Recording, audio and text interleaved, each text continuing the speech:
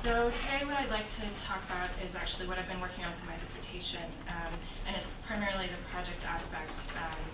The way that the dissertation is structured at King's is that we do 50% practical project and we write an empirical research paper about it. But what I'm going to just show you is the project portion. And so what I've been grappling a bit with is the idea of discursive networks. What do they look like and how can they be visualized?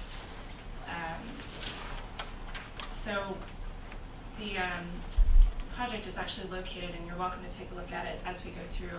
It's called new-woman-viz.net.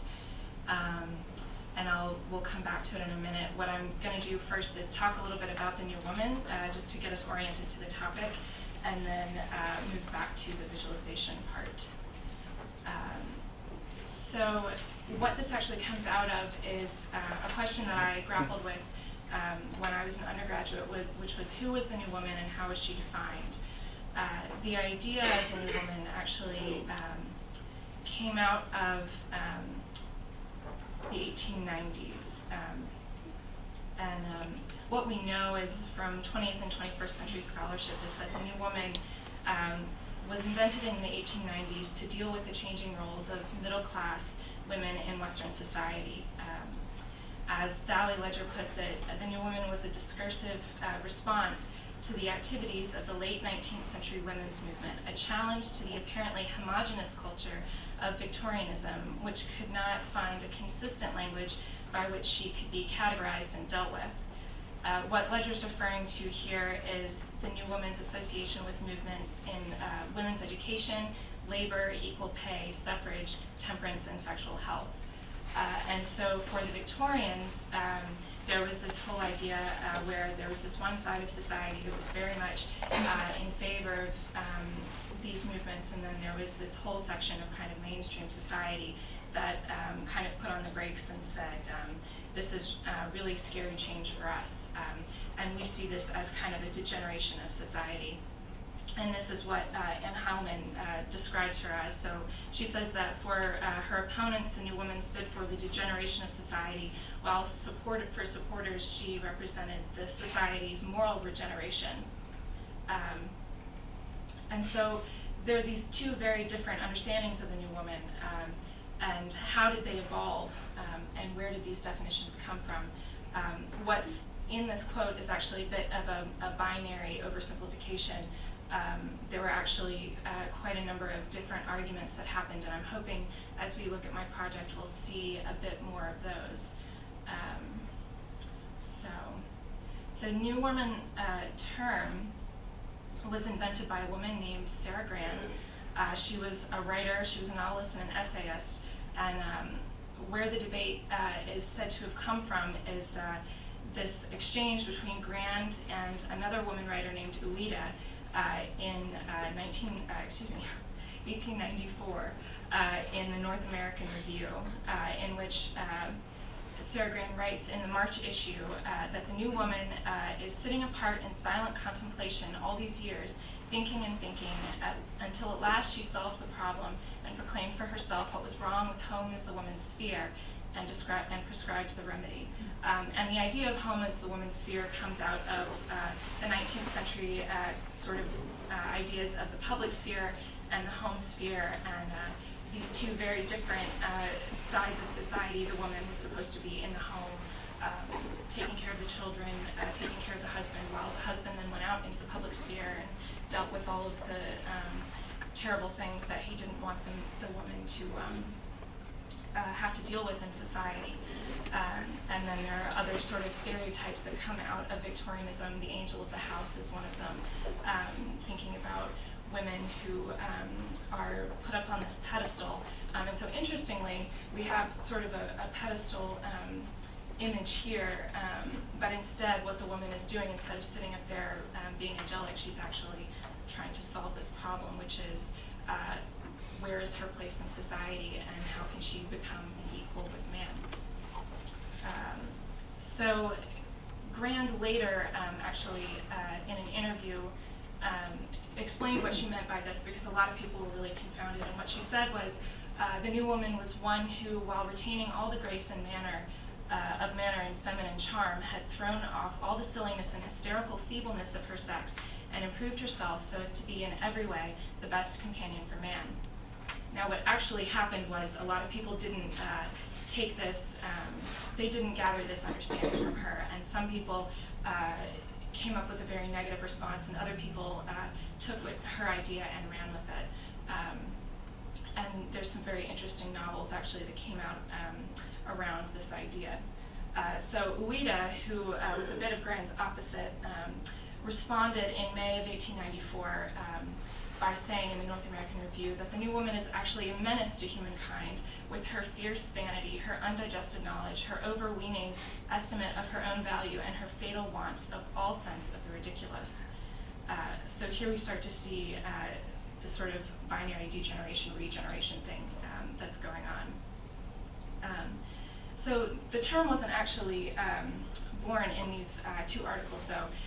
Grand is attributed with inventing the term actually in a novel in 1893, in which she has a character that describes, it's actually a male character, interestingly, that describes the main character as being a new woman who is just appearing among us, who has a higher ideal of herself than men have constructed for women. And then he says, I expect that she'll be ready to resent as an insult every attempt to impose unnecessary suffering either upon herself or her sex at large. So then there's a bit of a gap in New Woman history, which is we don't really know how the debate began, except that someone named Michelle Elizabeth Tewson made the discovery that the New Woman seems to have made the jump from novels into journalism, probably because there was a lot of discussion around this idea of the New Woman outside of textual sources. So this is actually a quotation from a publication. It was a London-based women's publication called the Women's Herald. And this is from August 17, 1893. And it's referring to a lecture given at the Chicago World's Fair a few months before, in which a man by the name of Mr. Ham, we don't know who he is, says, I confess I do not care to speculate about the social standing of the new woman. If she has the industry and perseverance to educate herself, she will have the wisdom to create and the moral courage to maintain a more elevated social status than the world has hitherto known.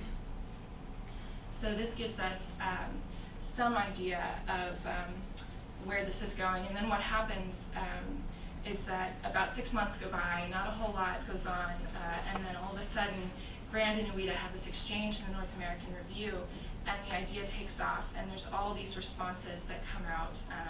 There are reviews of the articles, they are reprinted in a number of places, and then more people start to weigh in, people like Eliza Lynn Linton, and other writers who, particularly editors who at the time didn't have bylines, so we don't really know much about them other than who they're, other than sort of studying their voices in the publications. So what I've done is I've taken this sort of idea and turned it into thinking about it as a network. So how did these ideas move through time? How did they move through space? And were there particular themes that you can trace through these different narratives, either chronologically, spatially, or maybe not at all? Maybe we can leave that behind and just think in terms of theme. So I've created a diagram to explain the methodology for my project. There were many parts that went into it, and what we're going to look at is just the presentation aspect of it, which is on the website. I did create it using a mecha, so sort of backwards on the right-hand side. I put everything into a mecha in the end, so I had to come up with a bunch of different visualization tools that would all fit together, and then also think about a way to structure the data that I wanted to work with, which is actually a group of 53 texts.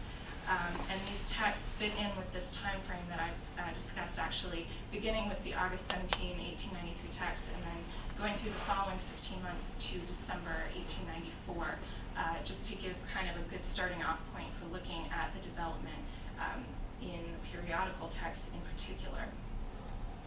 So to go back to the beginning, what I had to do was I collected these texts from a number of digital repositories, and then I ran them all through an OCR process in order to get the plain text files, because not only did I want to look at dates of publication and places of publication, but I also wanted to look at the texts themselves and to deal with the themes. And what I've done is some very basic text analysis. It's just thinking about word frequency and also thinking about concordances and how word frequency and concordances might work together in visualization.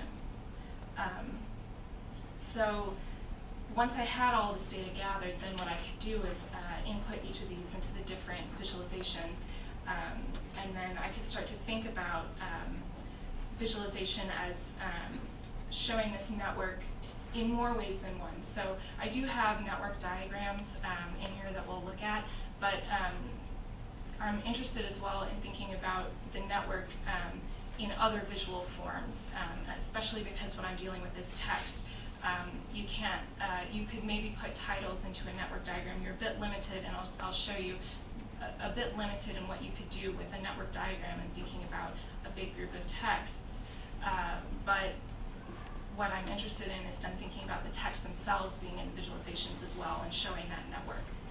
So just to move over to the website.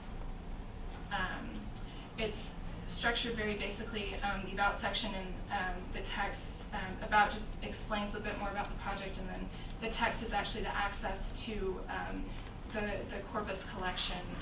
So Omeka does this thing where you have collections of objects or text in my case, and then each text is an item in the collection, and that's a great way to structure a whole bunch of data in a website quickly, so that I can have a page for each text. And for librarians, it's actually in Dublin Core, so that's kind of nice. So to start with, I've got these 5 different pages of visualizations, and what I'm interested in is in each visualization looking at one particular factor that draws these texts together. So here we have time, thinking about a timeline. How can you show a network over time using text? So here what I've got is an interactive visualization where users can move through the timeline, and as you move, you actually read snippets of text, and I've selected these from the text. So in this case, it's actually my own readings of the text that go into this visualization. But as you move along the timeline, you start to see more and more text as the number of publications rises. And what you can do is you can click on one. So you read one, you say, the new woman herself is not the wholesome, sound-minded, clear-seeing person that she takes herself to be. So what's going on there? And you can read a bit more about the text itself, and then actually access the bibliographic record in Omeka from this visualization. I've created it in Time Glider, and it does this kind of interesting thing in that the texts are stacked on top of each other because they move along the timeline based on their date of publication. And so as you go through, it kind of creates this graph effect that starts to give you an idea just based on the corpus that I've used of texts, and all of a sudden you have this huge jump. And this is not me trying to manufacture, this is just literally what I found, is that all of a sudden, beginning in October 1894 and then into November 1894, there's this huge spike in the number of texts in periodicals that are discussing the new woman and looking at definitions of the new woman. And this actually matches what other historians have said, is that the new woman, actually the discussion peaked in 1895. So this gives a kind of an interesting visualization to that. So then to move on, I then moved to space to think about the new woman in space. And I've got 2 visualizations, one that deals only with space, simply to show the dispersion of the new woman across primarily the United States and the British Empire, because these were the texts that I had access to. And what I've done is I've used a satellite map because it erases most of ideas of current political boundaries, there are no names. But then I've used color coding to show what was the United States and then what would have been part of the British Empire in 1893, 1894. And again, this is user-directed, so users can go through and start to form their own sort of views of the movement of texts. If they want to see it structured chronologically, I've used something called StoryMap.js, which creates sort of slides. It's basically a slideshow, but then it's got a map on the left-hand side. So as you move through, you see one text at a time, but you can also see the network, which is built. The links in this case are based on date of publication, and you can start to see some movement and how it begins in London and starts to radiate outward. And then comes back to London and moves outward. And that's an interesting movement, and if I were to add more text to this visualization, I'd be really interested to see if that sort of movement continues. And then interestingly, of course, there's kind of this, the triangle that develops across, and whether or not these are actually the movements of ideas is something that I'd like to look at. So for example, taking a specific theme within new women descriptions, yes? Are the locations are what? The locations are publication locations. So it's actually pretty approximate. Publishing house? Yes, that's where the publishing house, just the city.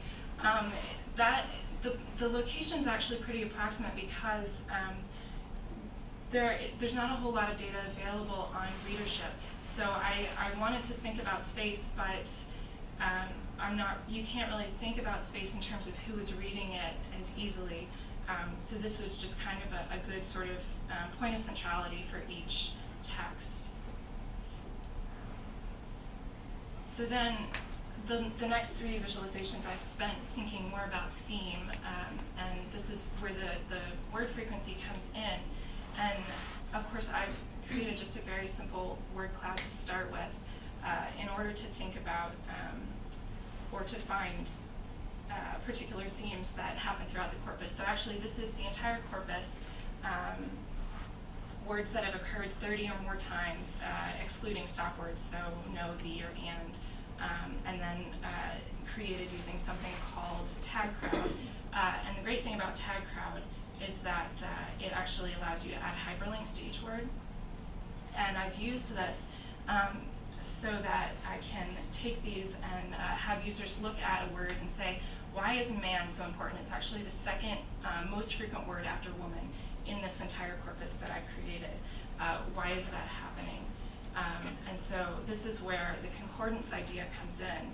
And it's a very simple visualization. It's created using something called RAW, which if anybody's interested in trying to learn D3, RAW is actually a graphical interface that allows you to create D3 visualizations really fast.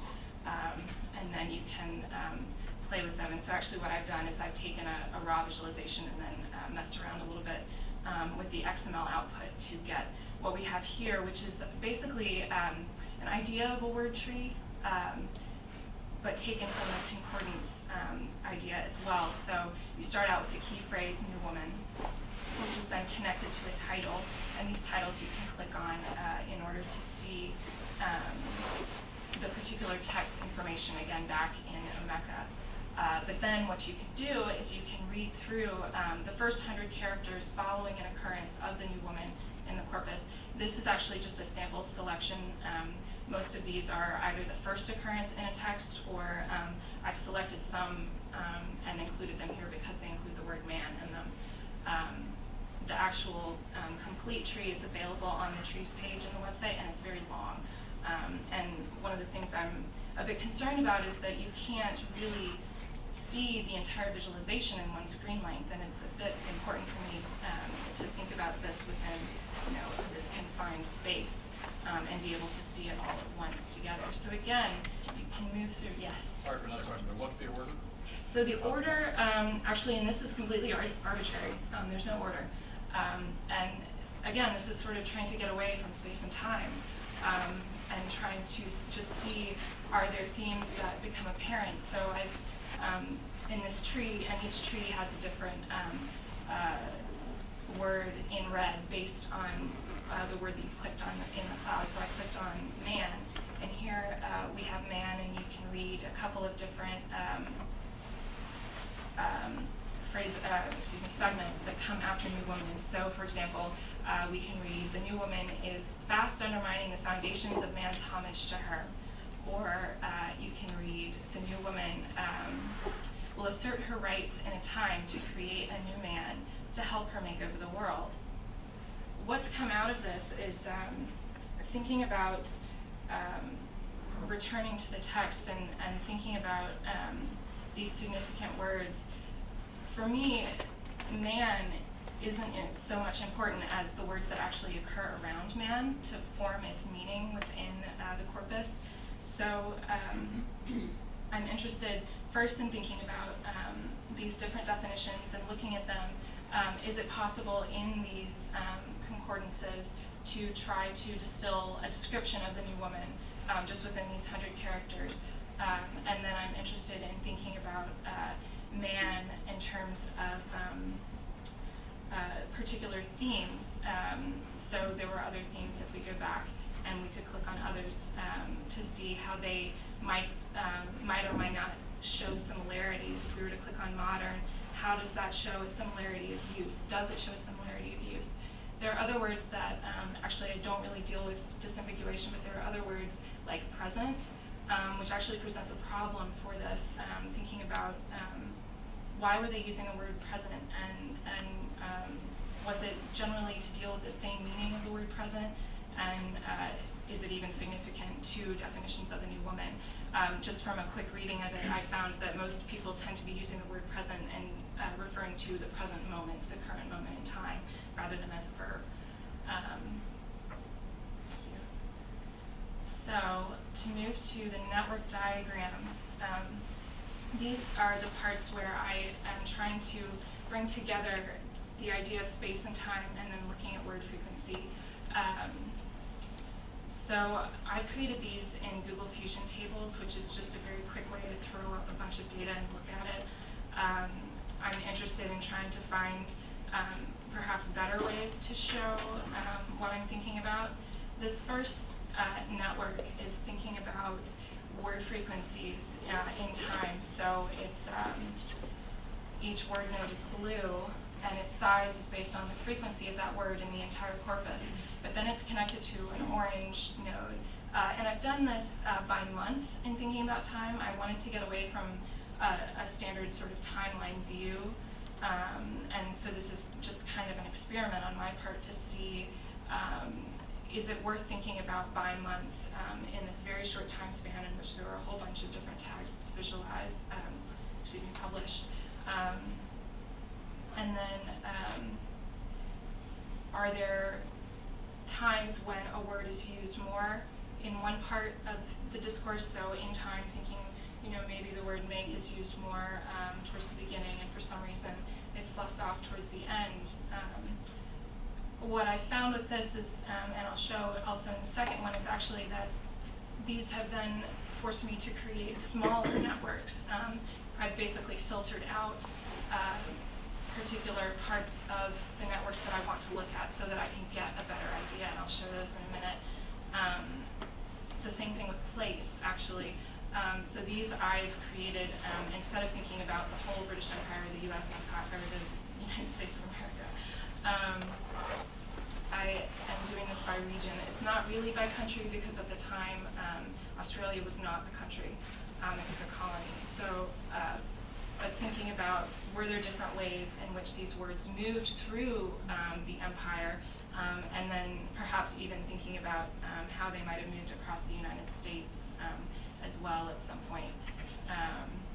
So again, looking at these, the immediate reaction is, well, it seems like all these words, because they are the most frequent words, they appear a lot, and they're connected to all of these places and all of these points in time.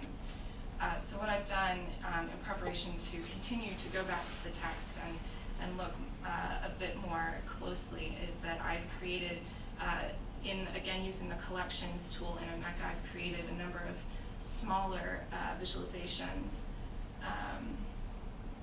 And in this case, so this is 2 texts. One was published in Scotland and one in Wales. And this shows the word frequency in these 2 texts and the differences. So here, immediately, just because of the way it's structured, you start to see the similarities and the differences. And this is where you can then go back to the text. And what I'd like to be able to do is actually have these visualizations be able to connect back to the word trees so that, again, you can read in the corpus how these words are being used. Unfortunately, Google Fusion Tables doesn't allow you to add hyperlinks in this way. It's not really manipulable like that. Instead, what you can do is use this to go back and perform your own close readings, and maybe when at some point they'll be connected to the trees. So quickly, again, I've got a similar one with time, and this is actually thinking about one day in which 2 texts were published in 2 different places, and taking a look at the similarities and differences. So just to conclude, what I've shown is kind of a way of using macroanalysis that then points us back to microanalysis in terms of thinking about a network, in terms of thinking about an idea as a network, and thinking about it in a number of different formats rather than just a network visualization. And in addition to that, really looking at how users can form their own analyses from what I've done, and that's where the interactivity has come in and been really important for my work. So thank you very much.